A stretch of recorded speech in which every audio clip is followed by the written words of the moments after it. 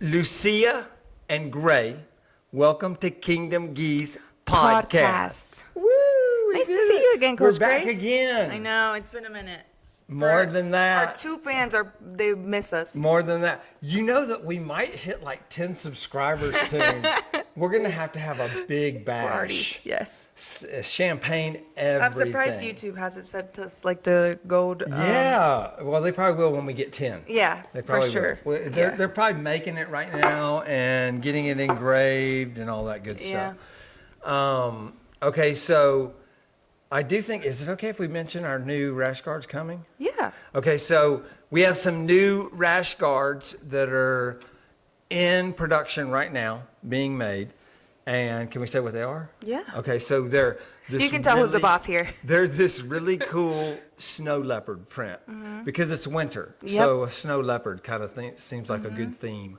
But they look badass. They do. I really like I them. wouldn't want to get near anybody that has one of our Oh no, it's gonna rash guards. Bring the animal out in you for sure. For sure. It's got like kind of like a faded, soft, like a leopardy print over the whole shirt, and then this wicked looking snow leopard about to eat somebody's head off. It's gonna look good. Stay tuned for it. All right, so tonight's topic. I don't even know what we're talking about. You just said, come. We're I gonna just said, record. be here. Be here. Be so here. I made it. So tonight's topic is. So I actually want to talk to you about what we should title this in the YouTube world. It's really about what is the biggest reason that people quit jiu-jitsu. But another way to look at that, and maybe a better way to title it, is how can you stay in jiu-jitsu, or how can you not quit, or how to, I don't know, just how to make this a lifelong endeavor instead of a 2 or 3 month thing ordeal that you stop doing. But anyway, that's what we're talking about. How and why people quit jiu-jitsu. We talked one time, I think it might have been our last podcast, about how taking a break from jiu-jitsu is a recipe for quitting. It's a bad thing to set up. But I have so this is absolutely an opinionated subject. Yes. But I have my own opinion as to like the number one reason why people quit jiu-jitsu.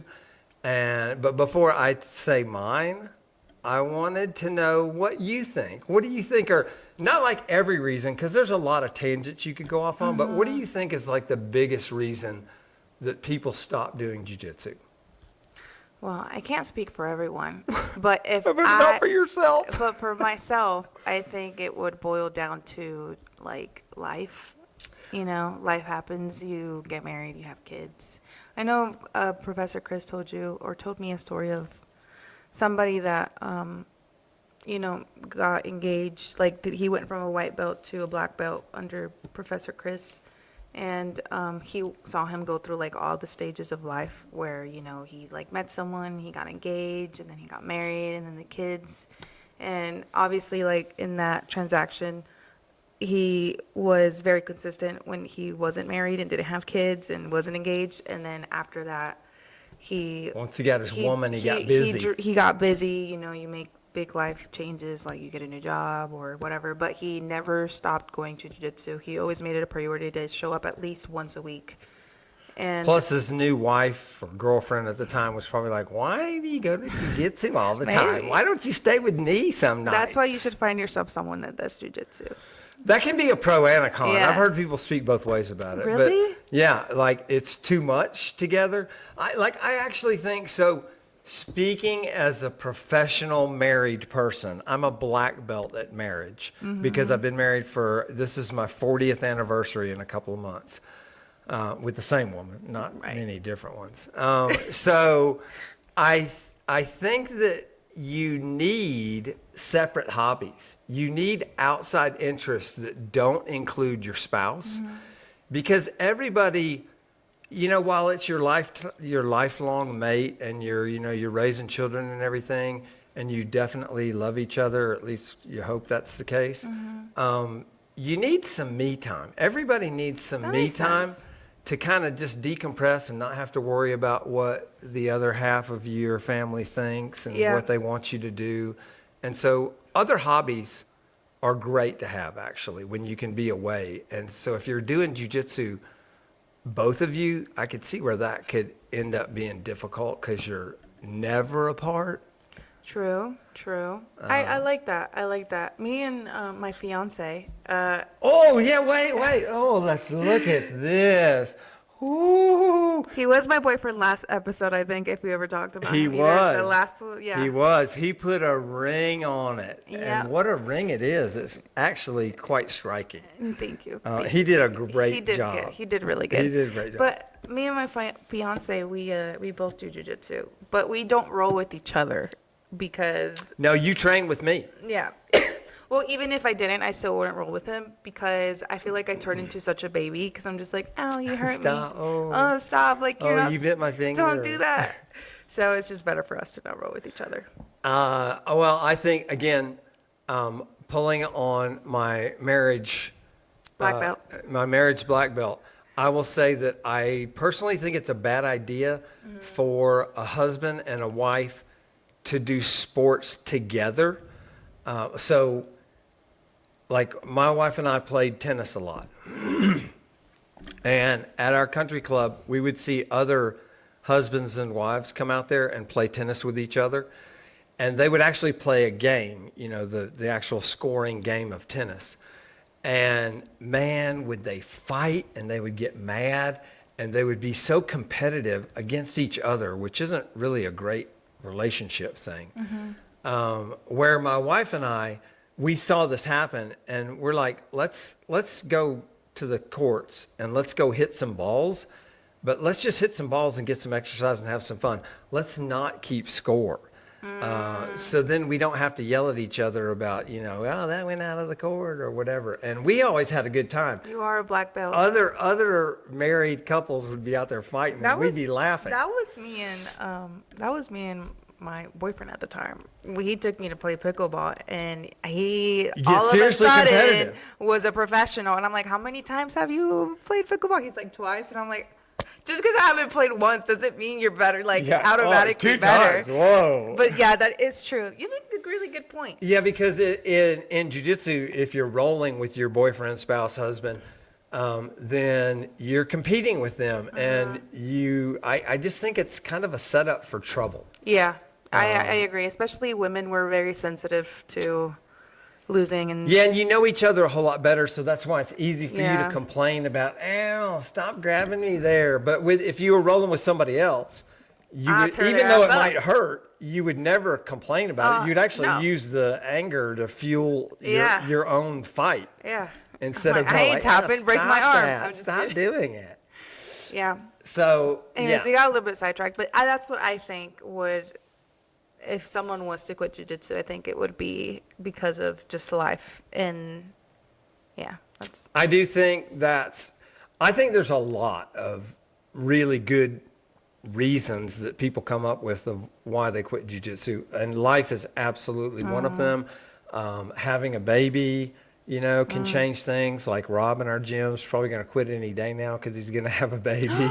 His wife is pregnant? Yeah, I think about 6 months now. Good. So, another 6 months we won't see Rob. I know they were trying. Yeah, they were trying. They've been having trouble getting conceived, but they made it work and everything's good. Awesome. But yeah, babies change things. If you have young kids and they're in sports, that can change things because you want to be at their events. And jiu-jitsu happens when everything else happens for kids, so that can be troublesome. Although that's why they invented morning classes. Yeah, that's 6 true. a.m., get up then, and nobody cares what you're doing because everybody else is asleep, although that's hard. Anyway, but yeah, life definitely gets in the way. What else do you think is a big reason? This isn't a test. I'm just curious if you got some other ideas. Probably getting injured, severely That's a real injured. good one. Yeah, especially severely, like you tear an ACL or something. Yeah. Although, I want to throw this in for people who are worried about getting injured in jiu-jitsu. I've done lots of sports.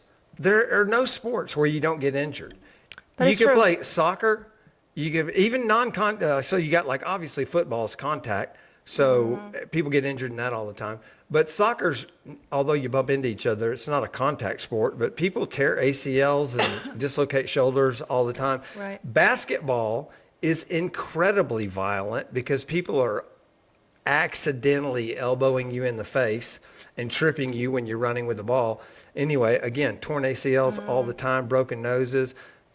Every sport that you do, there are injuries associated with them. That is true. I don't believe that jiu-jitsu is the injuries are any more prevalent than that. If anything, I think they might be even lower because all of us really care about each other and being safe with each other and not at least I think experienced people not yanking submissions. I didn't mean to cut you off, but I think I think the reason why like people that get severely injured in jiu-jitsu quit is because if you, in my opinion, you could correct me, but I feel like I know there's people that have disabilities out there that like compete in jiu-jitsu. It doesn't hold them back, but we use like every muscle in our body to roll and to do things that some sports sometimes don't require. Like pickleball, like when I played pickleball, like the 2 times I played pickleball. You're a pro! I remember my knee was injured. Not injured, but it was like sore from like the changing running. direction, probably, and I was stopping, like, that's starting. crazy because I've never felt like knee pain unless I'm like squatting. Very common in tennis. I mean, basically, it's just a bigger field of tennis is what pickleball is. Right. But yeah, knee injuries, very common. Ankle injuries, very common. Oh, that makes sense. But I feel like with jiu-jitsu, like if you have a knee injury, it kind of, I mean, I'm not saying you can't do anything, but it's like you have to be really careful. It would change your game. Yeah, which 100%. But that's important to recognize that you can just play a different jiu-jitsu game. True. You're not going to be the number 1 competitor. You're not going to beat Gordon Ryan, but you can still do jiu-jitsu even if you decide, I don't want to risk my knee doing takedowns, so I'm just going to pull guard all the time and play from the bottom. So that's one of the things I love about it is it gives you those options. Right. Like if you wreck your knee in another sport, it's very likely you can't play that sport ever again. You can just play jiu-jitsu a different way. Okay, I'm not trying to let this come out as a joke, but like if there's anybody out there that's listening and that's like blind, doing jiu-jitsu blindfolded or with your eyes closed is very fun. I find it like extremely fun because I don't know, it's just like being able to sense everything and like trying to determine. It almost makes you better. Yeah, I feel like it does. It like really gets in touch with your sense of touch and feel and muscle instead memory of too. Looking. Yeah, I do that. I sometimes will close my eyes in a roll. And it's fun. I'm not saying per se that like injury is like the sole fact of people quitting. I think when people get injured, they have to take some time, and sometimes taking that time causes them, like you said, if you take a break, like the chances you get new habits of you quitting are higher because you're taking a break. Very true. So it's it's like a domino effect. No, it's a legitimate reason. And it definitely happens. People quit or they get injured, and even though they recover, they're scared of getting injured again. And so they just decide, I'm not going to do this anymore. Yeah, that was me. Totally irrelevant. But when I got in a car accident last year, I got rear-ended. I got sandwiched. Now I'm like terrified of being super close to like any person in front of me. Even though I wasn't the one that was rear-ended, I still was sandwiched. And I swear I have like trauma from it because I'm like extra cautious for no reason. I think that's great because you're not like a tailgating crazy person. Yeah. You give people space. Or I break You're probably early. a kinder driver. Yeah, I probably am. So you've learned from that. So I can imagine how if you were to get severely injured in jiu-jitsu, you would have some like, you would be scared to get back on the mats and risk another injury. I will say that definitely happens. I will say though that you should force yourself to not feel that way because you can just play a different jiu-jitsu. You can play a different type. That is true. That's not quite as competitive. You might tap more and not win as much, but you can still be out there on the mats, having fun, learning things about yourself, pushing yourself, and getting a great workout. And also, there's not many sports out there that allow you to play a different game because other sports are it's the same game, all same out rules. or nothing. Yeah. So that's a good point. Yeah, we even see blind people sometimes in tournaments that are actually blind. I've seen people and without they just have to one make leg. physical contact before they start. That's the rule. After that, Could you imagine they touch the ref and they just go at it? I heard some asshole guy saying he was rolling with a blind guy in a competition, and so the guy got a grip on a collar or whatever, and the guy broke the grip, and then he just started moving around him and took his back. It's so mean. Oh, that's funny. Anyway, that's just me. Okay, so I'm going to tell you what I think. Yeah, I was going to ask you, what do you think?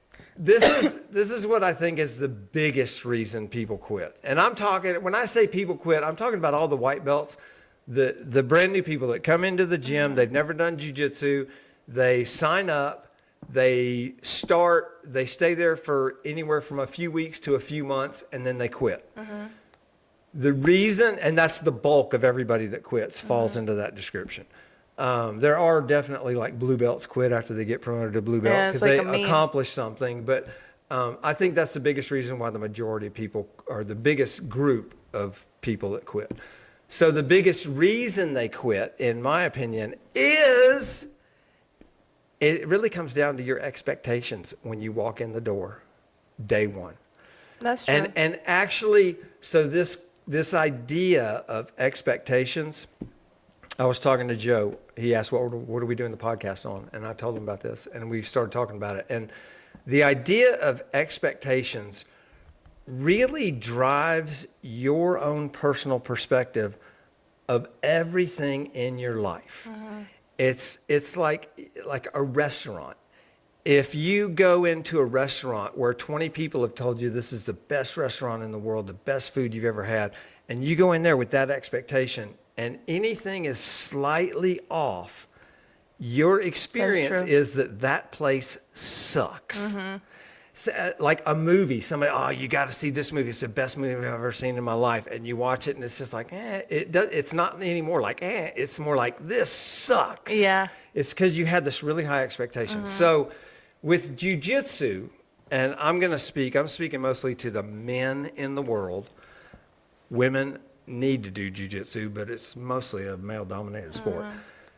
Men in general, all of us, we have this attitude of, I'm a badass. I've watched John Wick. I've watched Jean-Claude Van Damme. I can do all that shit. I'm a badass. Yeah. Nobody can take me. We all think that. That's my brother. It's not your brother. It's every male walking the earth thinks he can handle himself. When my brother did that one jiu-jitsu Yes, class, he got wrecked. He went home and he was like, this man was trying to beat me up and I choked him. And I was like, okay. But see, the problem is we come in, I'm saying we men, we walk in the door of a gym and our expectation, we've watched MMA, we've watched some jiu-jitsu matches on YouTube. It looks easy because expert high-level people are doing it and they make it look easy. And so we walk in the door and we're thinking that we're going to be able to do that. We're thinking that I'm tough. I'm going to be able to, that 17-year-old kid that weighs 30 pounds less than me, I'm going to kill that guy. Or that girl doesn't stand a chance against me. Look at how strong I am. And so that's our expectation. And so we get out there on the mats and we find out that this is not at all true. We are going to get our ass wiped on the floor. There's no faking it in jiu-jitsu. No, there's not. That's the beauty of it. It's it's just truth on the mats. Even when you think you know, you still really don't know. No, you don't. And so we go in there and we get destroyed. And we come back another night thinking, that's not going to happen again. And we get destroyed. And this just happens over and over and over again. And finally, we get beaten down and we say, man, screw it. This is not for me. I can't do this. This isn't going to work. And so this is a little thing I cooked up in my head for wrestlers. Because I sign people up at the gym. And so not a lot, but some of the people that come in, they're wrestlers. Wrestlers 100% think they're badass. They think they're going to kill everybody. They walk in the gym thinking like, let me show you what wrestling is about. I'm going to tear your jiu-jitsu to pieces. And it doesn't happen. But anyway, so have you ever heard of what's it called? A demolition derby. Do you know it? You're Mexican. You don't even know Mexican this. This is America. Have you ever heard of a demolition derby? Do you know what that is? Okay, so a demolition derby is this. Can I tell you what I think it is? Go ahead. Go ahead. Tell me. I don't know why, but it sounds like, you know, those cat construction trucks? Yeah. Like the big ones? Yeah. I don't know. It sounds like one of those. No, it's not. But that's because it's demolition. So you're Yeah, I'm thinking construction. So it's pretty much a redneck. Sorry for all the rednecks in the world, but it's pretty much this redneck event where you hear that dog? I do hear that dog. So there's like a big arena, and it's a dirt-filled arena, and a whole bunch of cars. Like I don't know how many. There's probably rules, but like 20 or 30 cars drive into this arena. And okay, so let's say this demolition derby guy wants to be a NASCAR racer. So I'm making this whole thing up, but let's say, I don't even know if this exists, but let's say there's a NASCAR driving school. So he enrolls in the NASCAR school, and I'm guessing in a school like this, you'd probably spend a week or two kind of learning about the techniques of driving a NASCAR. And then at some point, you're going to get out on the track and drive around the track. And then at some point, you're going to start having mock races with other people driving NASCARs with you. So this demolition derby guy, he's not real good at driving a NASCAR. So he reverts to what he knows how to do, and he starts crashing into all the other NASCARs and running them off the track and wrecking them. And sure as shit, he wins the NASCAR race, the mock race, because he's the only car left running around. But he comes back the next day, and the school's canceled because there's no more cars, there's no more drivers, there's nobody to race against. And his whole career of becoming a NASCAR driver has been killed. So in this scenario, the wrestler is naturally the demolition derby driver, and the NASCAR drivers and the NASCAR school is jiu-jitsu. It's a more highly skilled, You're going to get us canceled. more technically driven way of driving a car than a demolition derby. And so if you come into that environment and you try and be that demolition derby driver, you're not going to learn how to drive a NASCAR, and you're going to hurt everybody else on the track. So that's what I tell wrestlers, that because I don't want them to come in there and start picking people up and mat returning them into the mats and double legging them across the mats and just wrecking everybody, because that's what they know how to do.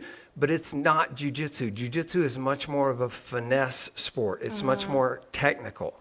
And so they need to understand that so they can let go of their wrestling bits and start learning how to do jiu-jitsu, because they're similar, but they're different. Now, I've heard that if you do jiu-jitsu and you have a background in wrestling, then chances are not that you are better, but it's like a good thing. You're going to be better faster. Yeah. Way faster. Yeah.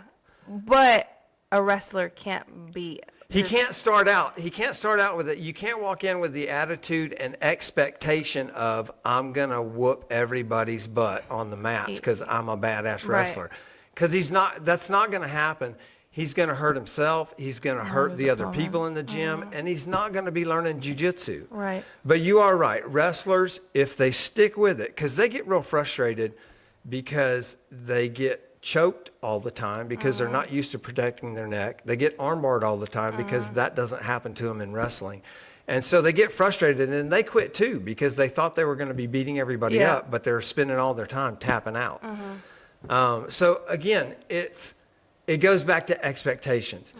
Your expectations need to be that everybody in here is better than me, even the younger people, even the girls. Everybody in here is going to be able to submit me. And it doesn't mean that you need to just lay down and be a floppy fish and get submitted all the time. You definitely should try, but you shouldn't be trying like 110% of your strength and effort, because you're just slowing your own progress down. And you're creating a frustrating situation for yourself where you're not going to get better at jiu-jitsu, and you're going to quit because it's not fun. You're not having a good time. You're getting beat all the time, and you're taking that real personally. Your ego's driving you, and you just get butt hurt and you quit. Yeah, That is true. That's why I think most people quit, because they come in with the wrong attitude and the wrong expectations. They're not there to learn jiu-jitsu. They're there to show everybody how tough they are. Well, now that you've mentioned all that, what do you suggest? Like, if there's anybody out there that like just so happens to click on our video because, they need, they want, like me, for example, if I'm ever doubtful of something, I go to like, Google or YouTube, YouTube, to you see if start someone looking. can relate to me and how I feel. Is there any like suggestions for, those three things? I think that as far as like life getting in the way and your family and work, screw all that. No. Quit your job, leave your family, and do jiu-jitsu. No, of Yeah. course that can't work. You got to find a balancing act for that, for sure. So that's where it really comes in handy to make a serious commitment of, I'm going to do 2 days a week, or I'm going to do 3 days a week, and pick the days that you want to do. Work them out. If you've got a family, work it out with your spouse. These are the 2 or 3 days that I want to do jiu-jitsu. I want your buy-in on that, so you're not yelling at me all the time. And then stick with your commitment. Now, that doesn't mean if somebody, has to go to the hospital, you just tell Right. them to go and you go to Right. jiu-jitsu. But you have to recognize what's a real emergency that you need to deal with, and what's just something that's like, oh, my mother-in-law is coming over for dinner. Well, I'll see her after jiu-jitsu because Tuesday night's when I go. So you need to make a commitment as far as family goes and get their buy-in. As far as work goes, you got to work your jiu-jitsu life around your work schedule, whatever that is. That may Right. mean morning classes. It may mean that Saturday is definitely one of your 2 or 3 days that you do, because that doesn't involve work. And it might even mean showing up late to class every time, 10 or 15 minutes late. Talk to the coach. Say, hey, listen, I want to do this, but I can't get here at 6:30 because of work and traffic.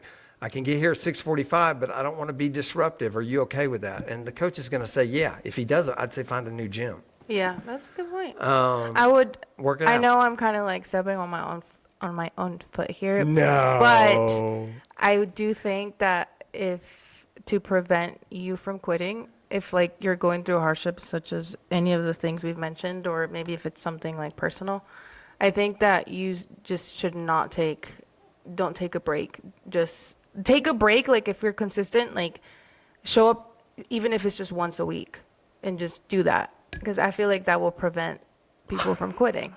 Yeah, that's just my personal take. Hey, I'm speaking from experience.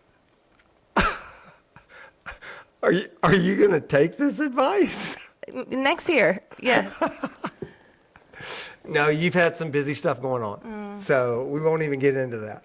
But I think that it's a good, like, You're right, though. I feel like Make a now commitment to something. looking back, I should have just at least showed up once a week, because then that's like still progress. It's enough to keep you in the it's game enough- and not make you feel so disoriented. Or not when even you that, get like out you there. said, you find new hobbies. You find new You do. hobbies, and you kind of forget about everything, and then like you're just like, should I go back? I haven't been there in like 3 weeks, 4 weeks, a month. So I feel like if that like kind of eliminates all those. You also excuses. maintain all those relationships that you have, because you get so close with so many of the people on the mats. So Yeah. that helps you maintain all that. You don't feel like a stranger. So I agree with that, even I know once a week. I know for some people it might be hard because jiu-jitsu, me personally, I think jiu-jitsu is like a luxury sport. It's not like cheap. I mean, you could probably speak more on that because, he's Mr. Rich Old Man. But me, I know they charge, usually like $150 per month. So obviously showing up to class is not just, it doesn't just mean something. Like, it's important because you're paying so much monthly for a membership that you're not going to. But I think everybody that goes through life, it's not going to last forever. It's usually temporary, at most 1, 2, 3 months, depending. Obviously if someone died, then that might take longer. But Sure. But it's still like, to me, it's worth just showing up once a week and sacrificing your money just to make sure you can like stay, especially like in an early stage of your jiu-jitsu journey. Yeah, I don't I'm going to disagree with you on the money thing, and it's not because I'm a rich old man. He is rich. I think that people frivolously spend money all the time on all kinds of stupid stuff. And what's stupid to me may not be stupid to you. Right. So I don't mean that to be so insulting. But just like Starbucks, like spending $4 or $5 or $6 on a coffee every day, or But that's different though, because you're paying for something and you're consuming it. I'm saying for people that want to take a break because they're not going to be able to go as consistently, they're paying for something and they're not getting anything in return. oh, okay, That's what I I get meant. what you. So I will tell you that almost all gyms, though, is a potential solution to that.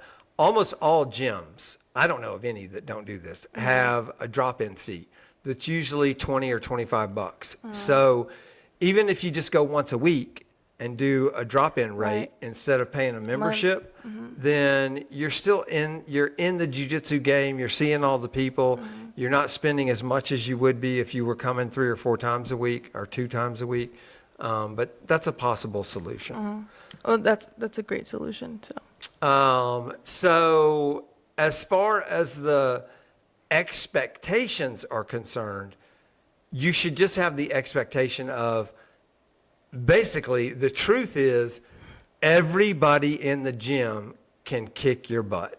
Everybody, let's say everybody that's been there for 6 months or more, which is going to be the bulk of the people. There's always new people, and you may or may not be able to get something going against some of the new people, depending on how long they've been there. Yeah. But even 2 or 3 months of jiu-jitsu is a whole lot Even more just white jiu-jitsu belts. than none. So you're just going to get your butt destroyed, and you need to know that walking in the door, because it's easier to accept if that's what you're expecting. Yeah, and it's not even up for debate. Like, it's kind of guaranteed. It's guaranteed. Yeah, you're going to get your jiu-jitsu it's a superpower. Yeah, for sure.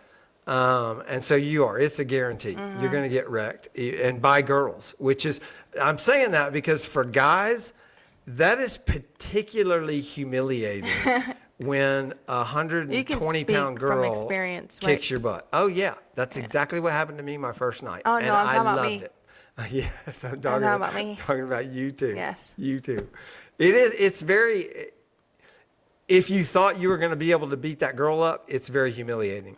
I don't anymore. I expect to get beaten up all the time by almost everybody, and I do, and I'm happy with it. Yeah, I think from when I started jiu-jitsu, you kind of implanted that in my head where I'm just here to have fun and like not take it so serious. That's right. Even when I competed, like I think that's what kept me from like not being like super overwhelmed and stressed and like doubting myself, because I just had the mindset like it takes a lot of courage to just get out here and I'm gonna have fun. If I lose, I lose, and if I win, I win.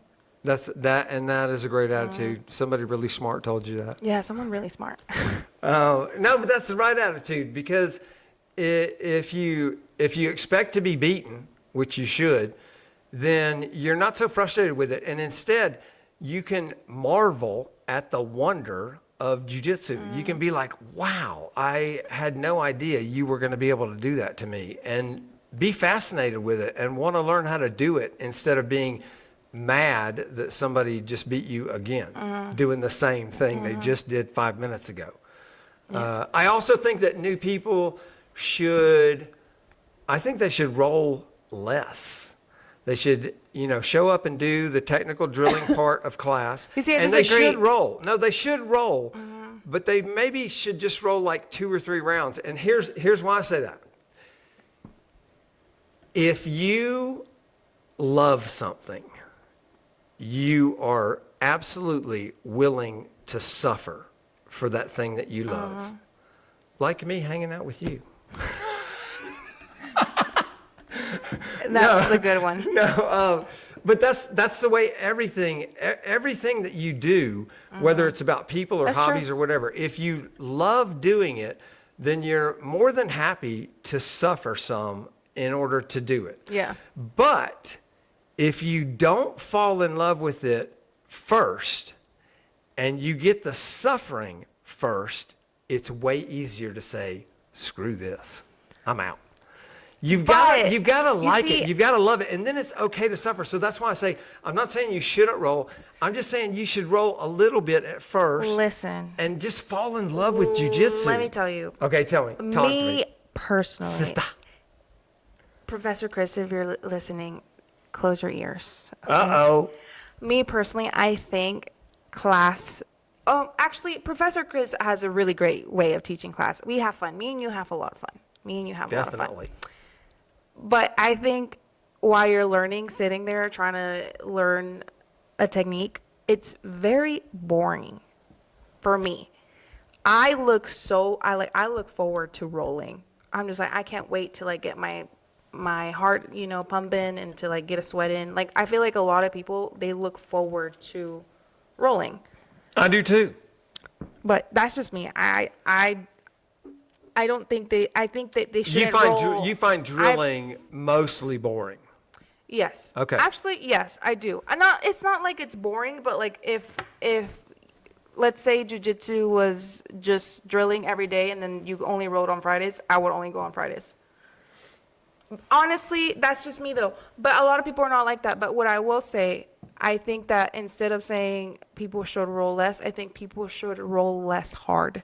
Because I remember on my grips, I was in so much pain like the first. You would call me every night like, oh my God, my fingers. I can't move my fingers. Yeah, I had bruises all look over. at all these bruises. But it's because I went 110% every time I rolled, like every day consistently for like 3 months straight until I learned like, okay, I don't have to hold on a death grip to this lapel if they're gonna get it anyways, But that's just me. I think rolling is where the adrenaline comes in jiu-jitsu, and I think that's what makes people fall in love with jiu-jitsu, like the adrenaline of it and like the thinking of how to get out of something. But yeah, that's but just a personal take. but you have to, especially new people, they have to be shown like how to get out of something. I agree. And so they're going to learn that way better in a drilling scenario than they are in a rolling scenario, because in a rolling scenario, they're just getting smashed. They don't have time to get out of anything. Mm-hmm. So I think that drilling is essential, but Absolutely. rolling is definitely the most fun part. Now, so I'm gonna say something about you personally. Mm-hmm.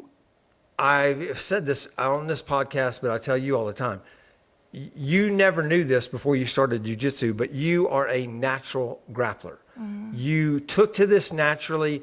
You move naturally on the mats. You think of things that haven't even been shown to you. Mm-hmm. Your first night, you rolled with Jordan, and you ended up doing an upside-down armbar, which nobody had ever even shown you how to do. It's because you have this natural knack for grappling. Mm-hmm. Most people don't.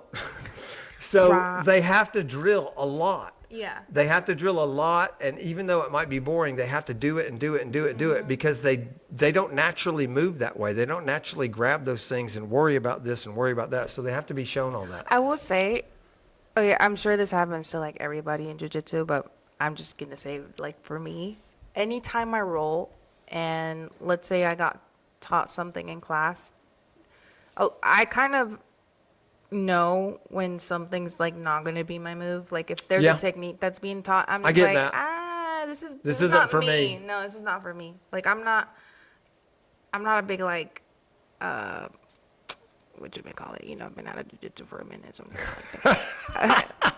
Like an Americano, like I don't like those because I feel like I use a lot of strength to try and it's all about technique. But anyways, like I feel that I learn the most when I roll. And like if I find something that I just did, I'm like, okay, I can probably find it from somewhere else. And then it's like a domino effect. Obviously the technique I was taught in class, but it's not until I roll and I discover that, hey, I got this and I like it, I like put it in my toolbox. Does that make sense? This so falls into everybody? No, you being a natural grappler. Okay.